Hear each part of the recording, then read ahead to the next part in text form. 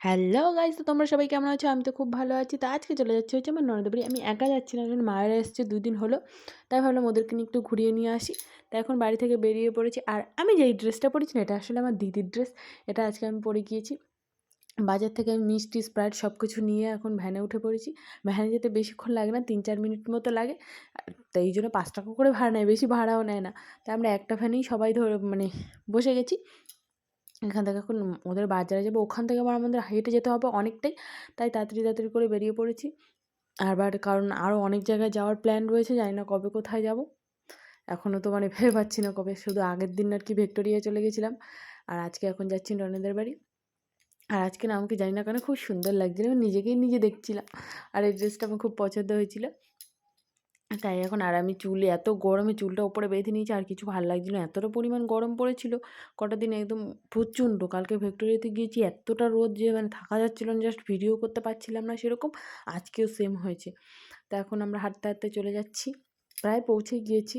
ওদের বাজার থেকে হেঁটে যেতে হয়, আমাদের ওখান থেকেও হেঁটে বাজারে আসতে হয়, আবার ওদের এখান থেকেও হেঁটে বাড়ি যেতে হয় অনেকটাই। হাঁটতে শুরু করে দিয়েছি, আর বোনও ভিডিও করে দিচ্ছে। আর আমি এখন আমার মিষ্টির প্যাকেট নিয়ে আমি হাঁটতে এগিয়ে যাচ্ছি।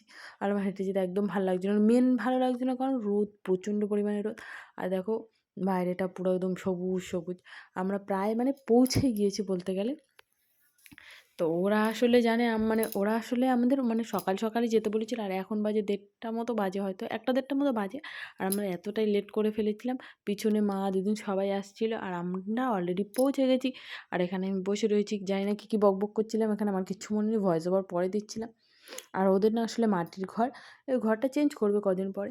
তারপরে দুপুরে আর কোনো ভিডিও করা হয়নি। আমরা বিকেলের দিকে এসেছিলাম, একটু মাঠের দিকে। তাই তখন ভাবলাম একটু ভিডিও করি, তবু আমি করিনি, বোন করে দিয়েছিল বলে। আমার তো কিচ্ছু খেয়াল থাকে না। আর দেখো না, মাঠে আমি এই মাঠটা আগেও একবার এসেছিলাম, এখানে একবার দুবার এসেছিলাম বলতে গেলে। মাঝে মধ্যে এখানে এসে বসে থাকতাম। গরমের দিনে বিশেষত সবাই এখানে বসে থাকে বিকেল সময়। তো আজকেও তাই আমার দিদি বলল, চল ঘুরিয়ে নিয়ে আসি। তা আমরা এখন চলে এসেছি। আর আমরা যাওয়ার ইচ্ছা আছে, আমরা এই রাস্তা মাঠের মধ্যে দিয়েও অন্য রাস্তায় চলে যাব। তো দেখি কী করি, আপাতত মাঠটা ঘুরে ঘুরে দেখি।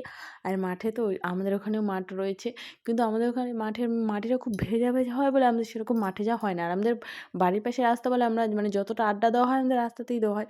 কিন্তু এখানে এসে একটু মাঠে আড্ডা দেওয়ার কারণ এদের আমাদের ওখানে যেমন পিচের রাস্তা, অনেকটা রাস্তা বড়, আর এখানকার রাস্তাগুলো ছোটো, এই জন্য আর রাস্তায় আড্ডা দেওয়া হয় না। আর সেরকম কেউ এখানকার লোকজন অত বেরও হয় না। আর আমাদের ওখানে তো সবাই মিলে পুরো বিকেলবেলায় আড্ডা হয়, এটাই আর কি। তো এখন দেখো এখান দিয়ে না এটা দেখো পেয়ারা বাগান আসলে, আর এখান দিয়ে সবাই না পুকুর করে, আর অর্ধেকটা পেয়ারা বাগান বা অন্য করমচা বাগান কিছু না কিছু করে ফেলে। তারপরে আমরা হাঁটতে হাঁটতে অন্য রাস্তায় চলে এলাম। এখানে এসে দেখি ফুচকার দোকান। এই ফুচকাটা আমরা সন্ধ্যাবেলা ভেবেছি যখন বাড়ি যাব তখন খাবো। তো ফুচকাটাকে এখানে দেখে এখানেই খাওয়া শুরু করে দিয়েছি। আর এখানে আমরা অনেক ফুচকা খেয়েছি, সবাই 20-30 টাকার করে খেয়ে নিয়েছি। আর আমরা প্রথমে না ভেবেছি কেউ টাকা আনেনি, বাকি করে রেখে দেবো। কিন্তু পরে দেখি আমার মোবাইলের পিছনে টাকা ছিল। তারপরে আমরা ওখান থেকে বেরিয়ে পড়লাম। তো আজকের ভিডিওটা এই পর্যন্তই।